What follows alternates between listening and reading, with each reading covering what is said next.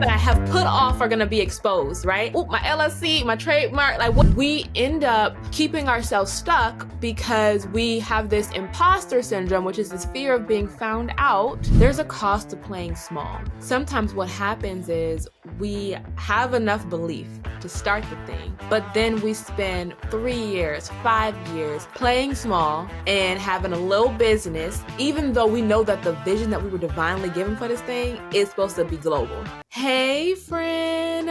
Oh my goodness. So much has happened since the last time that we talked, and I need to catch you up. But before we even get into that, there is someone that you need to meet. Now, I know that life is a little hectic right now, and so we're going to do what we always do. We're going to take that full breath in, and then we're going to release that thing, release the day, and we are going to focus in on what's happening now. Because, life hasn't even begun to get as good as it's going to get. So, I want you to meet my friend, Latavia, and I want her to share a little bit about who she is and just what she does. Hello. I am happy to be here, and thank you for that reminder to just deep breath, because there is greater coming. But like I said, happy to be here. My name is Latavia. I am a chill person. I happen to be an attorney who my passion is helping people and to be able to take information, kind of digest it, and then give it to everyone in a way that's easily digestible way to help you be able to apply it to your life. And so the areas that I focus on in my firm, LA Legal Solutions, is business formation, legacy planning, as well as trademark protection. Just all about helping you to build and protect your legacy. I love that. And we met through being in a cohort together, and we were just laughing before we got on this this conversation, because we were like, yesterday was the perfect setup. Yesterday they brought in like a therapist to talk about how fear impacts our financial decisions. And so I kind of want to start there a little bit, because, a lot of folks who are listening in today, like they're in a season where they're trying to step into their purpose on another level. And we all have been there where fear, it rattles us sometimes. And so when you started your practice, what were you feeling like in that moment?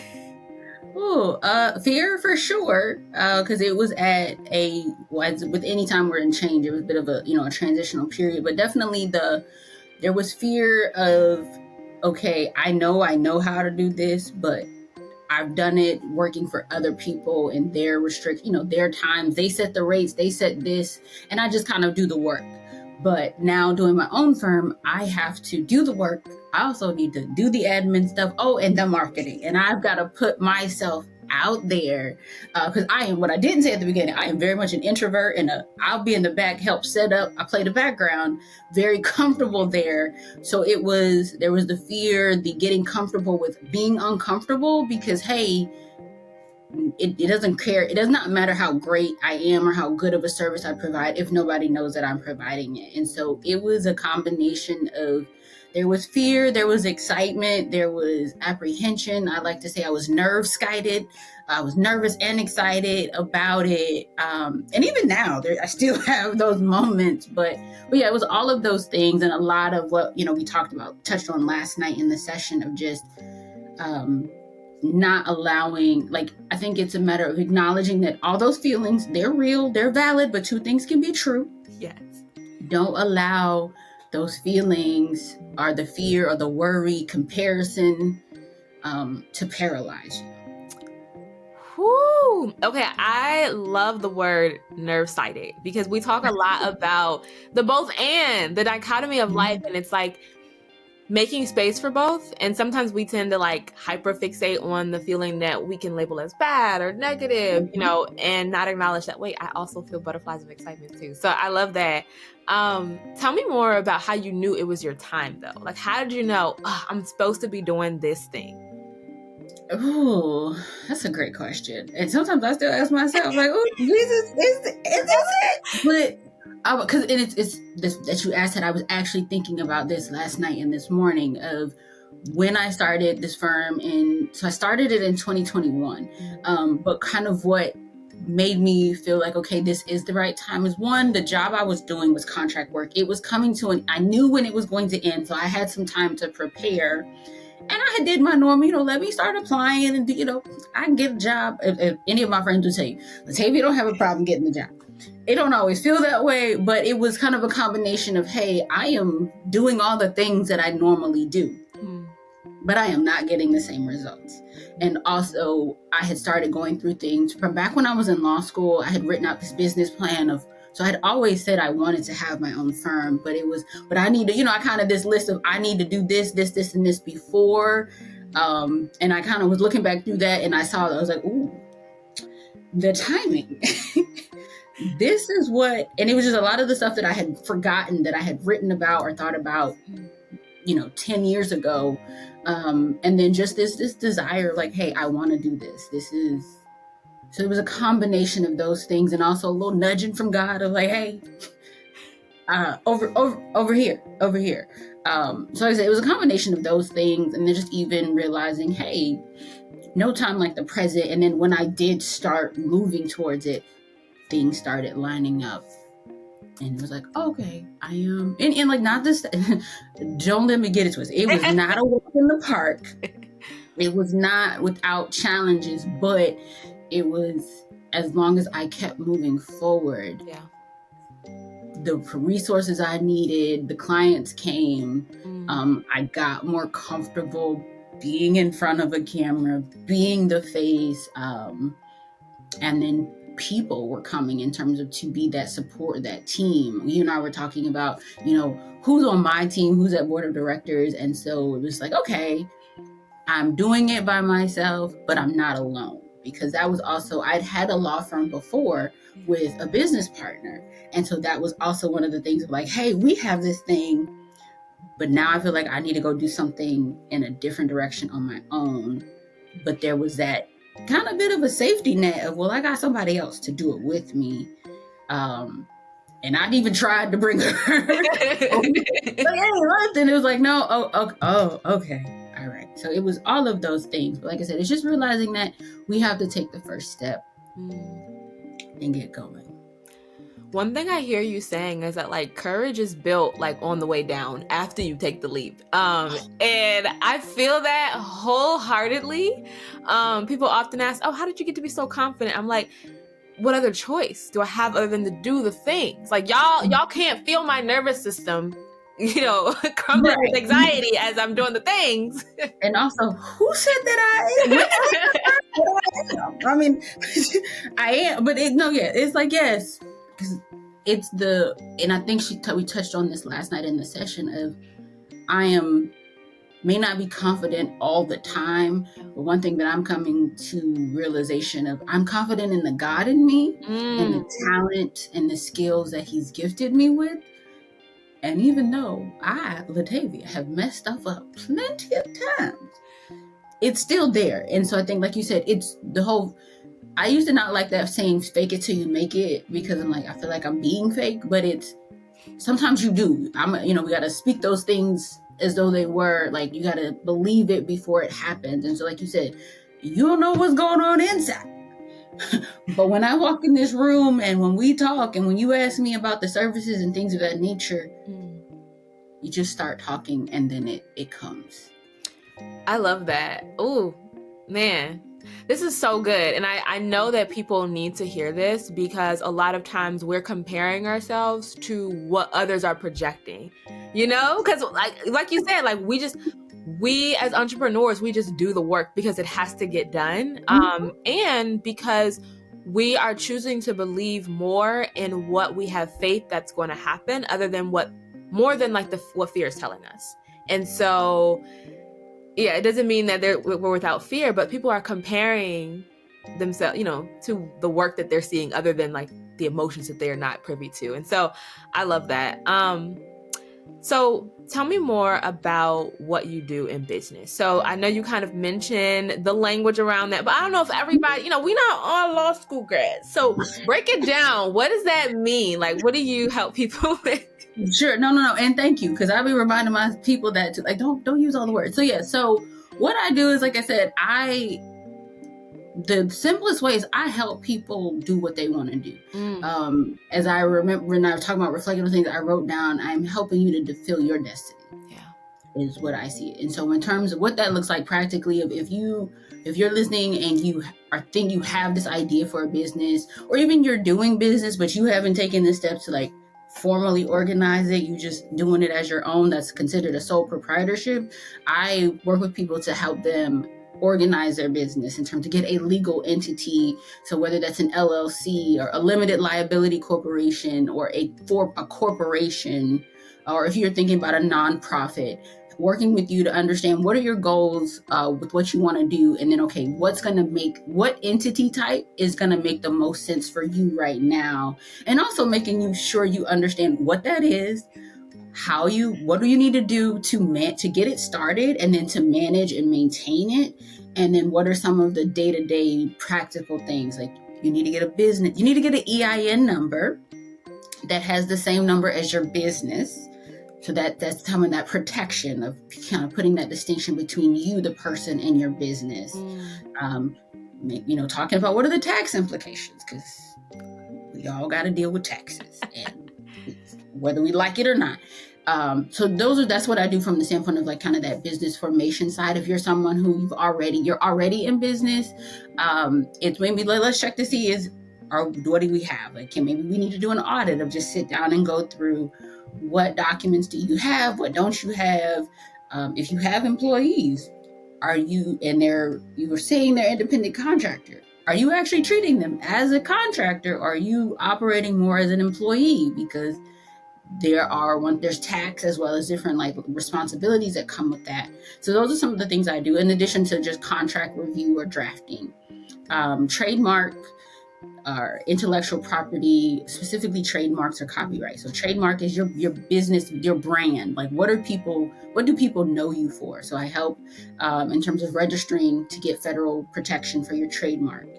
So that way it's yours. And if somebody's out there trying to do it or they're copying it, then you have legal rights to go after to enforce that. I often use I think it was American Gangster, Frank Lucas, where he used to be talking like, I'm not pushing drugs, but how he talked about blue magic. Like when he got on them because like, hey, when people see blue magic, they expect a certain thing. So don't be out here diluting my brand. And so that is like, he didn't have a trademark for the blue magic, but that is the gist of it. Of hey, you're doing it. This is so when people see it, the same as when we with McDonald's. With Coming to America, McDonald's versus McDowell's, they try to make that was trademark infringement in the clearest form. But those are the things of like when people see those arches, when you see that check mark for Nike, it's Nike, and we now expect a certain quality with that. And so those are all the things that kind of come along with that. And then on the legacy planning side, which is I would say is truly my passion area of, do you have a will? Do you have a trust? Yeah. Do you have a power of attorney, which says essentially, if something happens to me, I'm not able to make decisions for myself, I'm appointing someone to be able to stand in my place and make those decisions for me. A healthcare power of attorney or advanced medical directive, it's called that here in Maryland. That applies for healthcare decisions. If I get sick, whether it's a temporary thing or if it's a more long-term thing, I am designating a person to be able to make decisions on my behalf. So that way it minimizes and or avoids fights about, no, this isn't what she would have wanted. This is what she wanted. I want you to do any and everything to keep my mama alive.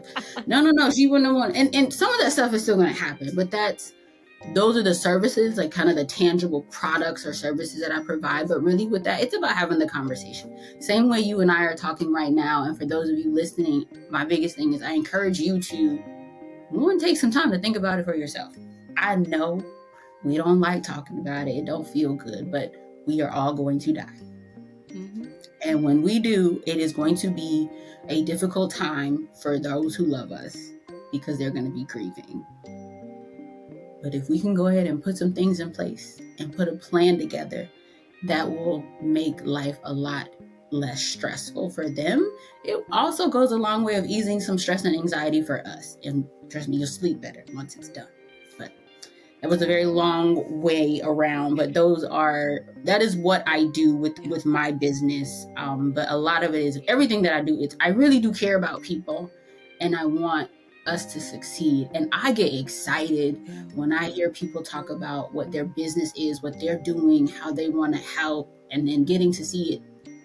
Especially, there's one client that comes to mind, I helped her in terms of getting started and just seeing from where she was 2-3 years ago to now. She's like, oh, I had a little part to do with that. That's great. She's doing it. She did all the things, but it's encouraging when I see that of like, okay, this is the right track. That is so good. And you were absolutely right in the beginning when you introduced yourself. You help make these complex things incredibly simple. Love the movie references, which is really important because these are things that we shy away from because when things are uncertain and we don't understand them, we avoid them. And so it is always helpful to be able to have someone that we can consult with that truly can make it simple. And empower us through that education. So I love that.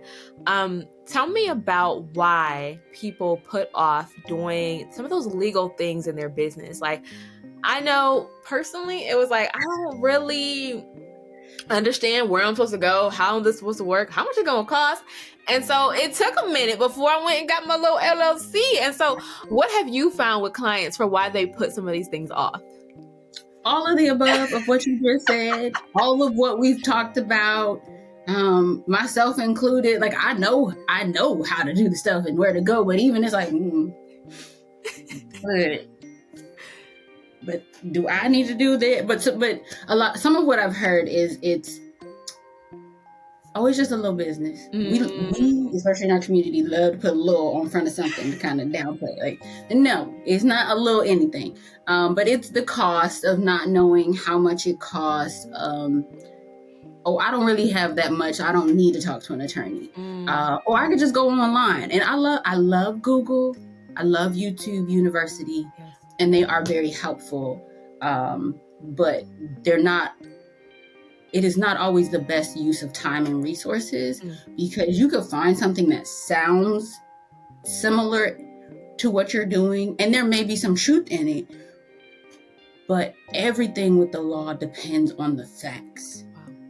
And so there are very few things that are one size fits all. So it's, I could just figure it out on myself. They got that DIY spirit. And I understand it. I'm a DIY girl for certain things, but I'm also a very big proponent of staying in our lane. So it's, what is the cost? I can't afford it. Or what I've heard often is, okay, I'm going to get back to you. I need to do, they list these things and then I'm going to come back. Or wait, let me make some money, or let me wait till it gets a little bigger. Especially when we're talking about the trademark of, once I do this, then I'll come back and do it. With legacy planning, they're just, if I talk about it, it might happen, or I don't know, or it's uncomfortable. And so those are, and then just especially for business owners, I think she talked about it last night in the session of, I don't want somebody, kind of that guilt or fear, shame of someone knowing that I don't know how to do it. Yeah. And what I've learned for myself as well is that sometimes the fear is really, it's more so rooted in pride of, I can figure it out, or I should be able to figure it out. Yeah. And if I go ask a question, they're going to know that I don't know, or that I wasn't able to figure it out. So it feels kind of like a bit of failure. So I think it's a combination of all of those things. And like I said, I'm guilty of it myself. And in terms of with my own business, some things, like I said, the getting it started, or even when I'm thinking about adding on or switching directions, then it's like, like I said, in some of our conversations, like, hey, you're going to have to do some investments in yourself, in your business. but making sure you're thinking about, and what I tell the clients too, which kind of is one of the packages that I offer, is it's a foundation and protection package. Is if someone is coming saying they want to start their business, okay, the way that's set up is we're going to figure out what makes the most sense in terms of what entity works for you. Yeah. We're going to file, so let's say it's an LLC, we'll file your articles of organization. That's the form that you send to the state to say, I want to create my business entity. We're going to file that. We'll get your EIN. We're going to set up your operating agreement, because even though it's not required, it is strongly encouraged and recommended. And so we're going to do all of that. And then we're also going to file your trademark application. So that way, whether you've started using the name or not, because with the trademark, you can do it, hey, I'm planning to use it, or I'm already using it now. But either way, we go ahead and file that. So that way, you're covering your bases. Yeah. So those are, like I said, that as I was talking, that came to mind. But that's why I created that package of, now let's create a strong foundation. Yes, it's going to cost a little bit more right now, but trust me, it's better to spend this time and money now than to end up potentially spending more trying to correct a mistake. Because I did have a client that they'd been in business for years, very successful, very well known, but they hadn't trademarked their brand. And when they decided to go do it, someone had already filed a trademark for similar services, and it was like almost identical. Wow. So they had to rebrand. So they they did it and we filed the trademark, but that was one of those things of, I've got time. And we don't know how much time we have. And so it's better to take that deep breath and do the work up front as much as possible. One of the things that I'm hearing through these stories and what you're sharing is there's a cost to playing small. And so sometimes what happens is we have enough belief to start the thing, but then we spend 3 years, 5 years playing small and having a little business, even though we know that the vision that we were divinely given for this thing is supposed to be global, right? And so we put off all these things because we are playing small. And it's like, man, what does it cost for folks to play small with their business and not go ahead and do all these things to get things in order? It's really, you never know. But as you were saying that, I was like, ooh, let me get my, it's so real, because it is, like you said, we think, as you said that, I thought about, I used to be on a swim team when I was younger, and I would get tired and I would do the doggy paddle for most races. But I remember what they would say is, if you do, tread water. But sometimes where treading water can be good to help kind of keep you from sinking. Yeah. When you said playing small, it's like we are essentially doing that. You're staying afloat, you're surviving, but you're not making any progress. You're just you can't see my feet, but you're just there. But that is, and as you said that's what came to mind of, so don't, and that costs you more because you are still exerting energy. Ooh. You can't we're not just floating and going with the flow. We're actually fighting and moving and exerting energy. You're spending money. You're using your time to stay afloat, to keep it, because you don't want to take the risk or take that leap of faith to pivot directions, to, whatever that thing is. So the cost is, we don't know, but it cost us peace of mind. And then it also, so I think there's a like a financial cost, and then there's a mental, emotional, and physical cost as well. Because if you're doing all of this in your business or relationship or whatever the thing is, it's also taking away energy from something else and you enjoying yourself. And as I'm, like I said, I'm talking, I'm like, ooh, but, but yeah, I think, yeah, it costs. Like playing small is expensive.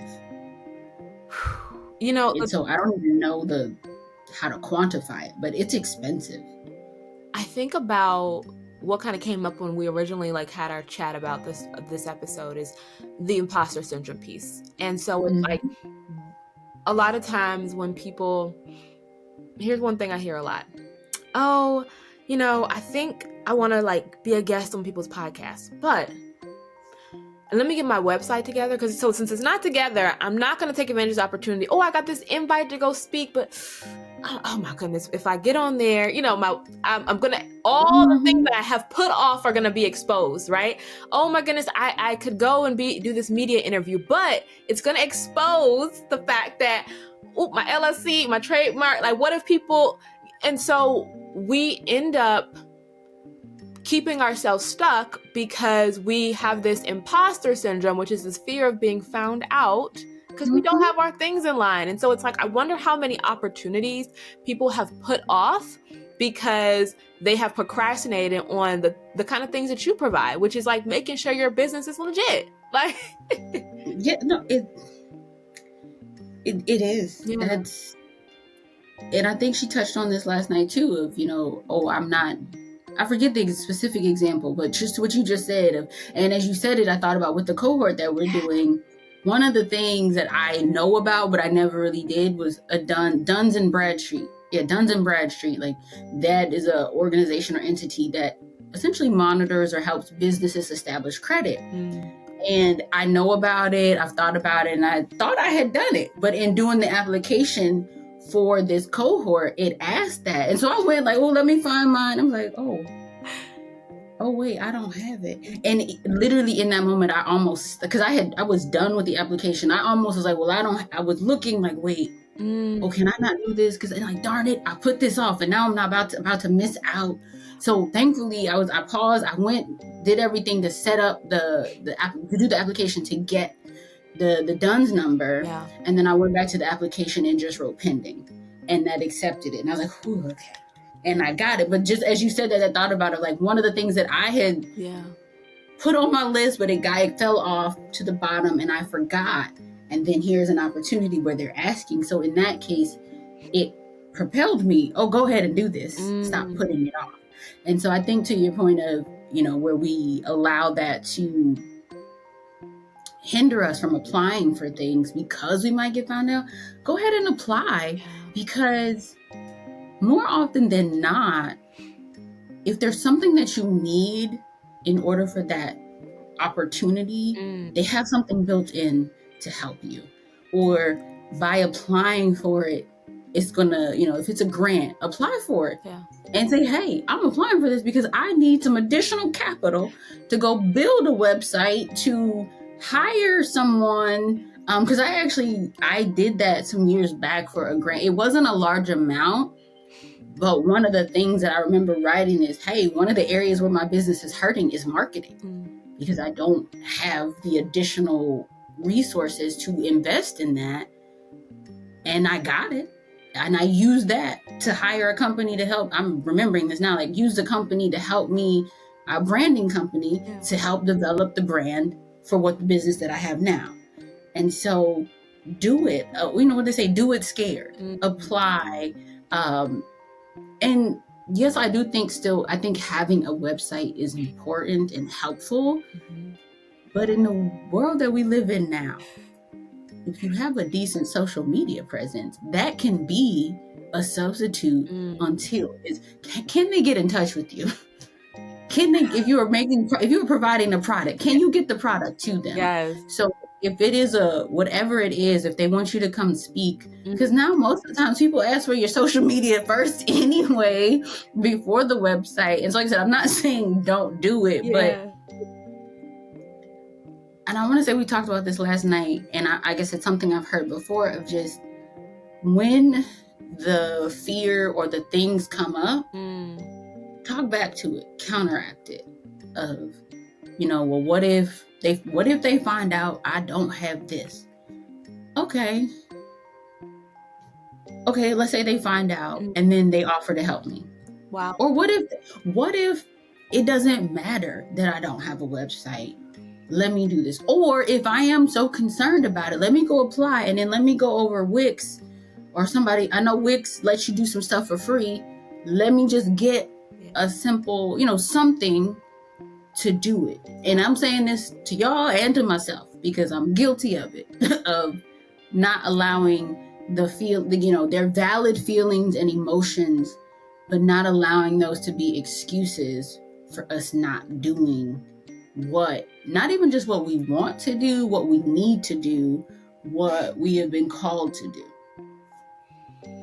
That is so good, man. And this is why it's important to get our ducks in a row from the beginning, because we have no idea how big this thing is supposed to be. I don't think we were given ideas and dreams just by happenstance. And so it's like, how do I prepare for how successful I truly believe that I can be by making sure that I start things off on the right footing? And I think that's where your services come into play for, entrepreneurs. So tell me more about how you put people's mind at ease when they come to you, and maybe you see the shame of like, girl, I know I'm year 5 in this business and yeah, I'm just out here hoping nobody find out, but I found you.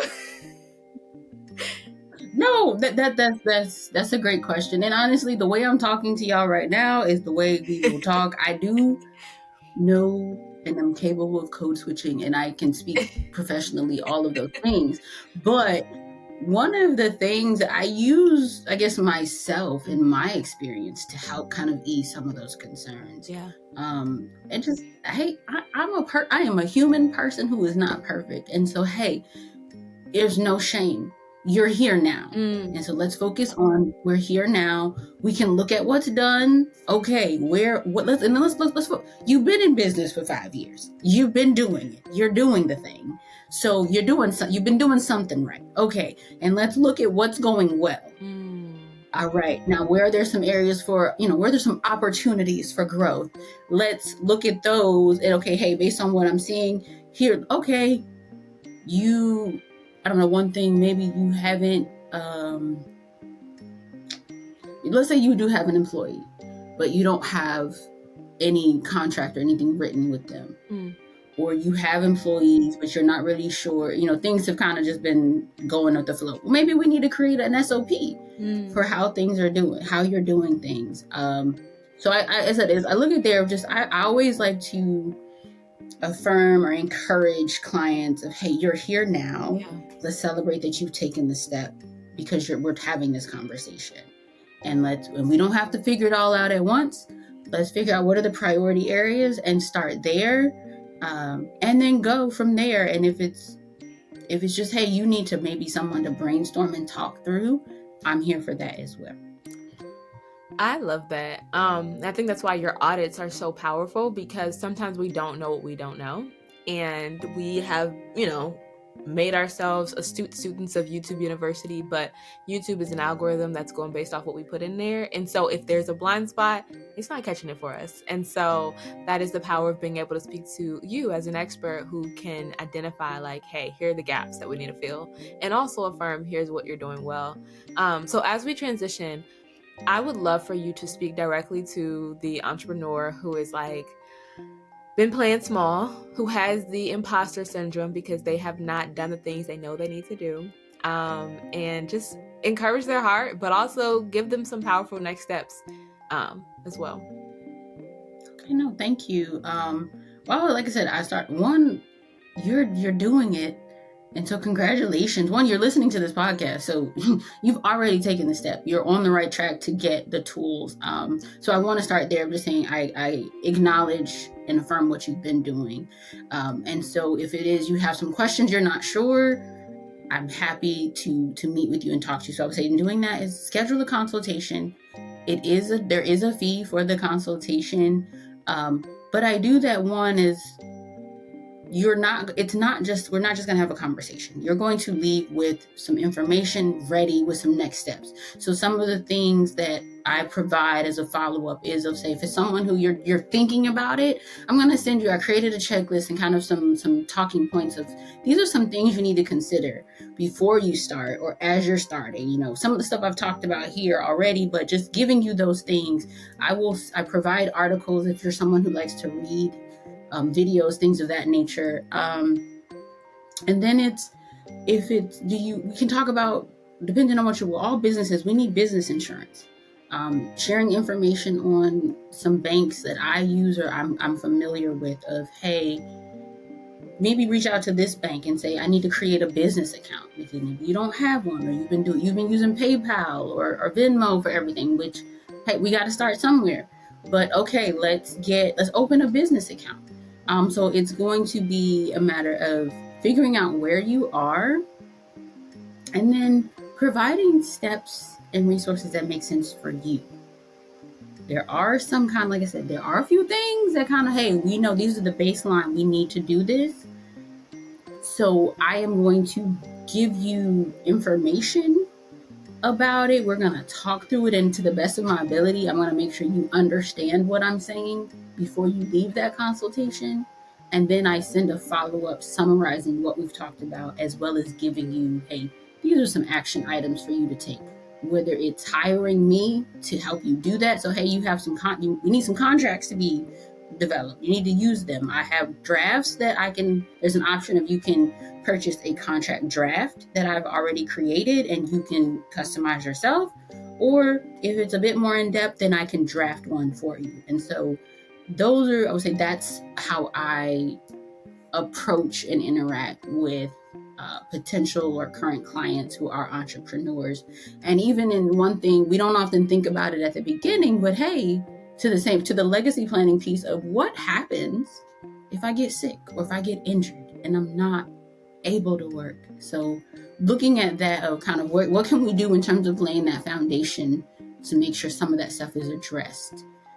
So for the an LLC, do you have an operating agreement? If you don't, okay, let's get one created. I have a template you can purchase, or you can work with you and customize it for you and do that.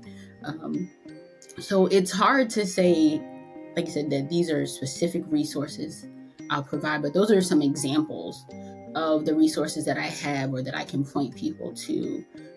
If it's also something like I have had some clients in the healthcare industry, I am familiar and knowledgeable with some aspects.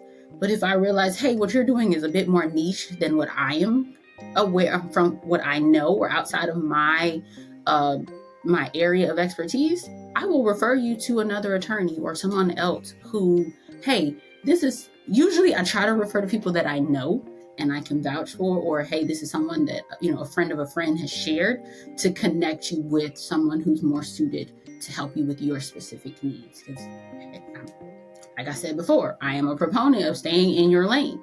So if it seems of, hey, I know enough to know that I need to direct you somewhere else. I'll also, give you information on some CPAs, because if we're in business, we need an accountant, we need a CPA who understands the day-to-day of entrepreneurship, as well as, okay, how is what I'm doing today going to impact what I do when it comes taxes time?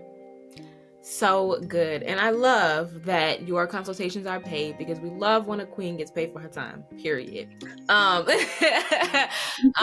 So how do people get in touch with you when they're like, okay, I need the business audit, I need the consultation, I need you to be able to point me in the direction of your trusted network for whatever it is that they need in terms of legitimizing their business? How do they get in touch with you? Yep. So you can go, I do have a website. You can go to the website. It's lalegalsolutions.com, and solutions is spelled with a Z at the end, but lalegalsolutions.com. There's information there. You can email me, info@lalegalsolutions.com for those who prefer the social media route. I'm on Instagram, Facebook It's LA Legal Solutions. And on all of those sites, there are links to schedule the consultation. Also, I have a YouTube page, so if you just want to kind of hear me talk a little bit more to get some more information, I have some videos there some talking about legacy planning, some things related to entrepreneurship and trademarks, but all of those are ways to get in touch with me. Or if you want to get in touch with Victoria to get in touch with me, that works too. But all of those work in terms of getting in touch with me. And like I said, I would love to continue this conversation with you all and learn more about you as a person first, as well as what you're doing in terms of with your business or your family, because who we are impacts how we do business. I love that. Latavia, thank you so much for carving out time for this conversation. It has truly been a blessing. And for everyone who is tuning into this conversation, as always, you are not alone. We are all just figuring life out one day at a time, one choice at a time, one moment at a time, and I am here for you. So thanks so much for hanging out today. Until next time, bye.